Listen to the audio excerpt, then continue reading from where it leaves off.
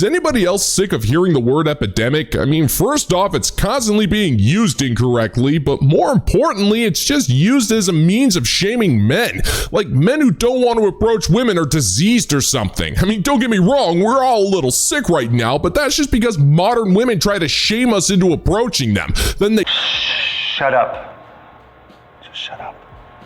The more I see videos like this, the more I know that modern women are not only undesirable, they're also pathetically lazy. It's pretty much come to the point where the mere idea of transmitting their wants via telepathy is so daunting that she resents the man for even putting her in a position for doing such an exhausting task. Modern women love this idea that a real man is just going to know what she wants, but it's impossible for us to know what you want when you don't even know yourself. You just find more and more absurd excuses to endlessly complain that a man isn't doing enough, and this is why you're still single, sweetheart, because men take one look at you and know exactly what you want, and it's just not worth it. Yeah, that checks out. That sounds about right. There's an epidemic of men not approaching women at the bar. Let's talk about it. Men are afraid of being rejected. But I bet you 90% of the women will actually not reject you if you approach them right. What's the right way? Reading their body language. If you're gonna go up to a girl that is clearly like dancing with her friends, like yes, of course she's gonna like ignore you. Or if she's like in such a serious conversation up in the corner, she doesn't want to be approached. You're probably approaching those girls. That's why your like ego is like bruised, because you're getting rejected by girls like that. Only because they're not at the bar looking for a guy, because they're dating someone, had just gotten out of a relationship, or they're just trying to catch up with their friend. But like we still want to be approached. And I think a lot of girls do. Even if we're not into you, it flatters us and we'll kindly shoo you away if we're not into it. But not really like shoo 5 you minutes. away. Like it might be like, okay, like so good meeting you, like we're gonna go to the bathroom or we're gonna grab another drink. But it's not like a rejection. Like, yeah. Okay, bye. We're gonna go out tonight and see how hard it is. Because it's not hard. It's not hard. We've done it a lot. We're gonna report back tomorrow, I promise. We have to take our own advice. Great plan. Thank you. He likes your plan, Chief. Is anybody else sick of hearing the word epidemic? I mean, first off, it's constantly being used incorrectly, but more importantly, it's just used as a means of shaming men. Like men who don't want to approach women are diseased or something. I mean, don't get me wrong, we're all a little sick right now, but that's just because modern women try to shame us into approaching them. Then they shame us when we reject them, and they shame us for not approaching them even after the constant shaming that they've already given us. But we should just do it anyways because it makes them feel good. That's like telling a dude that he should constantly be shoving his Johnson in an electrical socket. Yeah, it's painful. Yeah, it yields 0 net gains. And yes, it's virtually pointless. But we should do it anyways because it'll make the women feel good at the cost of his own dignity. And when it comes to the choice of getting constantly rejected by mid-women or the temporary pain of getting electrocuted by a home appliance, guess which one the men will typically choose, ladies? Being happy is not enough of a reason to stay married, because happiness is fleeting and no one is ever happy 100% of the time. You can be happy, truly happy, when you initially get married and then you find things out, and it makes it that much more heartbreaking and that much more devastating because no one gets married wanting to get a divorce. Liar! Liar! Liar! The thing that overarches any emotion of love or being happy is change. Change is the only inevitable thing. And when it's make or break time, that is what matters far more than happiness. When someone has changed to the point that you don't recognize them, or they are not evolving or changing in the way that you need them to be a good partner, divorce happens. You know how sad it is that I can't even look at my favorite creators' pages anymore because they show their families and they show their kids, and I want that so bad. I do not want to be laying in bed at 1 p.m. because I'm so exhausted and sad about my life, especially when you're the only person that knows what's going on. It is incredibly isolating and sad and heartbreaking, and that is far more pressing and far heavier than happiness feels in the moment. And that's an interesting thing about mathematics, is when you're 50% right, you're 100% wrong. Well, you're kinda right, sister. Marriage is not about happiness. Anybody who tells you otherwise pretty much mainlines romantic comedies directly into their eyeballs. Marriage is about trust, stability, and a determination to overcome obstacles together. The only problem is that modern women are expecting too much while offering next to nothing. And you could have had a husband and kids in your life. All you had to do was accept a few compromises, not sleep around, and just accept that marriage changes your life in its entirety. But you feel viewed getting married to get a divorce as a fashion trend. And the second that man does or says something that takes you out of the fantasy, then it's because he's not evolved enough. And that's insulting. And it's made even worse when these so-called evolved ones are so stupid that they can't even get a good guy despite every single advantage that they have in life. You stupid. No masculine man is going to be attracted to a ball-busting, all buttoned-up, badass boss babe. That woman might look good in the movies, but in real life, in romantic relationships, that's a total turnoff. Men want a soft, sweet, strong woman who voluntarily makes herself vulnerable and who is willing to let him contribute to her life. Men find this kind of woman irresistible. The other type, not so much.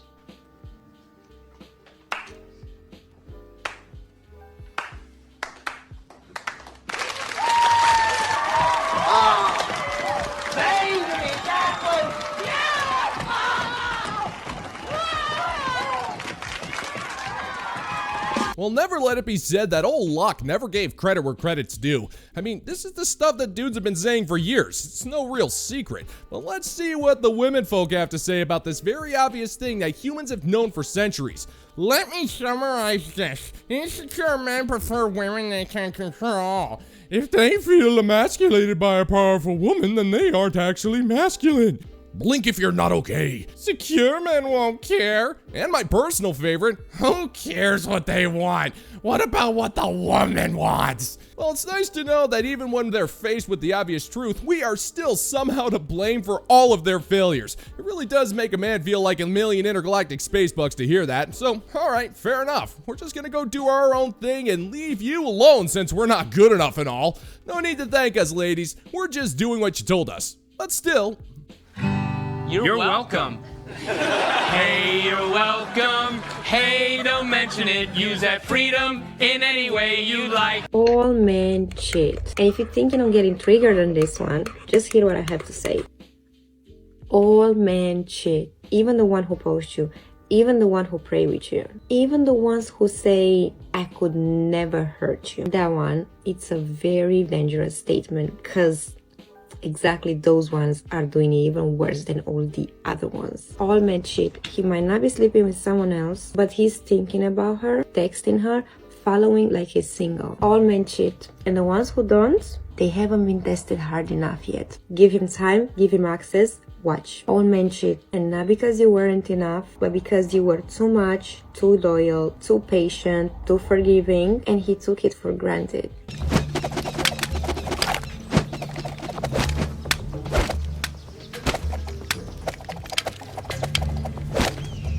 Oh, sister, I really don't think it's a wise idea to assume that you know what we're thinking about, especially when your only experience comes from dudes that you don't ignore on the dating market.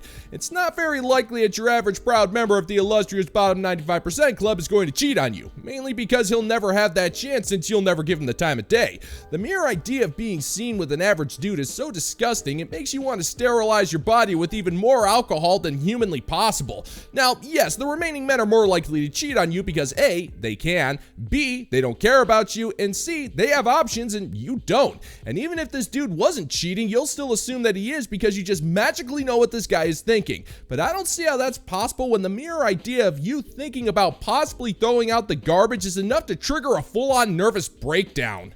All men cheat. He'll swear he loves you, he'll kiss you goodnight, and go double tap a half-naked girl at 2 a.m. while you sleep beside him. Baby girl, all men cheat. Spiritually, emotionally, mentally, physically. They just choose their weapon. All men cheat, you just haven't seen their message yet. Or you saw them and chose to forgive again. All men cheat and deep down you knew it. You felt it in your gut. But your heart begged you to stay because starting over hurts more than being lied to. And don't forget, all men cheat. If he hasn't done it yet, it's either because he doesn't have the resources, maybe he doesn't have enough money, or maybe he believes that woman wouldn't look at him. Trust me, if they would have the chance, would do it. You need to face the fact. You're a racist. A racist. You, not me. I'm not the racist. So even if a man doesn't cheat, he would if he had the resources? Well, that's an awfully convenient cop-out, don't you think? And not only does it give you the excuse to just demonize men for the sake of demonizing men, it also allows you to maximize sympathy while also minimizing accountability. There are plenty of men out there who have been the victims of cheating, and even when it happens, despite the pain of betrayal, the emasculation, and the disillusionment, we still don't believe that all women cheat. We just happen to be more careful because we live in a world where modern women believe that not only is it justifiable to cheat, but it should be encouraged if not celebrated. So the good men stay away, and that leaves you with the players who will cheat on you if given the opportunity, simply because they can. And this was a world that you created when you said that all of us were worthless unless we're rich and really ridiculously good looking. And we had nothing to do with that. That was all on you and your bedroom choices that you made on your lonesome, sister, which is why I choose to stand with the fine members of the Bounty Board over on Patreon. Their continued support of this channel is what keeps me going, even when modern women try to accuse me of being the cause of the downfall of the entire planet. And if you ask me, regardless of if the planet is falling apart or not, there's nobody I'd rather be around. All hail! And if you're interested in supporting the channel, check out the Bounty Board over on Patreon, where $5 a month gets you access to exclusive content you're not going to find on YouTube. You gotta train men the same way that you would train children, and you need to focus on positive reinforcement. That means you don't react if he does something you don't like. You remove your attention. You remove your awareness from him. He doesn't exist anymore. You go back to whatever it is that you want to do. When he does something good, it depends on what it is that he did, okay? If he bought you flowers, oh my gosh, thank you so much, that's so sweet, they're lovely. You don't make a big deal out of it. This is normal. He buys you a car, oh my god, you take such I love you. Oh my god. Oh my god, I'm gonna take you home. Okay? I'm gonna ride you too. Okay? You need to literally have levels of reaction. When he does something that you don't like, let's say, I don't know, he said he was gonna plan a date and he didn't do it. When he reaches out to you, you don't respond the way that you usually would respond. You're not mean, you're not rude, you're not disrespectful. Man, that's just mean. That's mean, man. Well, I hate to break it to you, sister, but when you say that you're going to treat a man like a child and have pre-rehearsed things of what you're going to say to him when he does things for you, just goes to show that you're a mean person. The mere idea that a man must buy you a car in order to make you more slick than a slip and slide covered in KY jelly just proves the fact that the person being a child is you.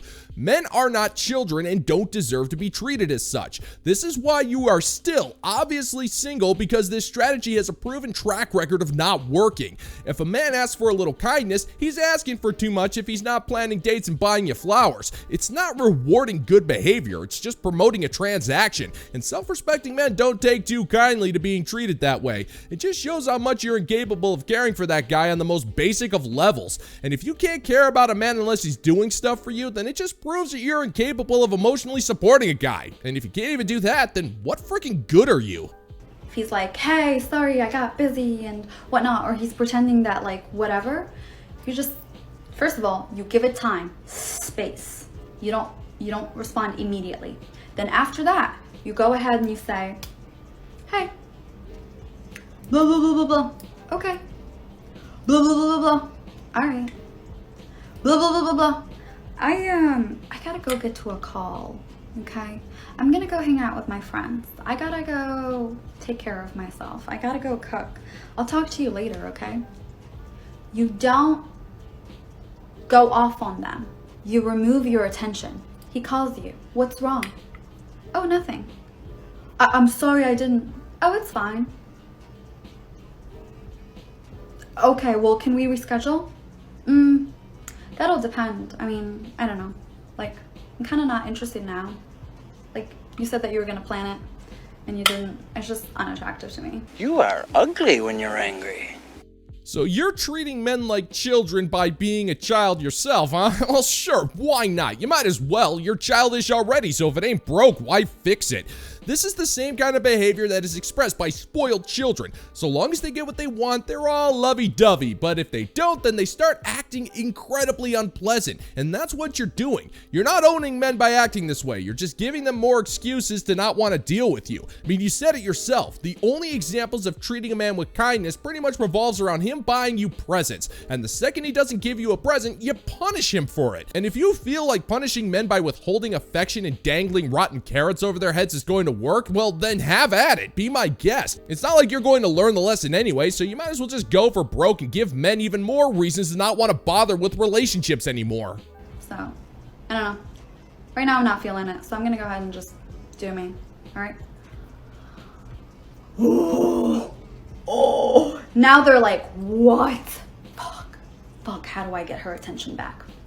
Okay, if you're not exclusively together, first of all, no boyfriends, okay? I can go into that. Boyfriends are a scam.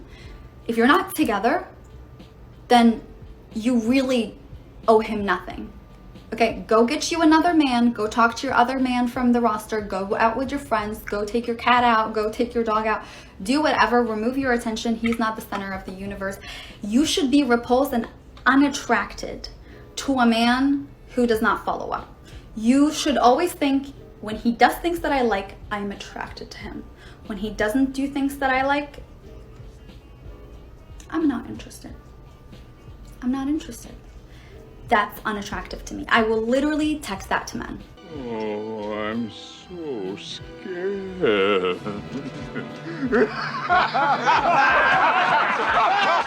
Hey woman, under your own logic, men owe you nothing as well. You're trying to set it up so that the man is at fault for pretty much anything while you're just the innocent victim. That man must do everything, and meanwhile, you're allowed to do all sorts of things that he doesn't like, and his feelings don't matter because you're the most important creature in the known universe. But if you truly were, then I freaking pity the universe because you offer nothing to that universe that the universe can't provide itself. And yes, I am including massive belts of discarded debris that were left over from last week's intergalactic civil war when I make that statement. When you act this way, all you do is turn men off and they move on without you. And the idea that men don't want you is something that haunts you so badly that you need to post this cringe to try to deny the obvious. But hey, you do you, sister. We personally don't care what you do. So go out and walk your cat, lady. It's the only thing that you have left in this life anyway.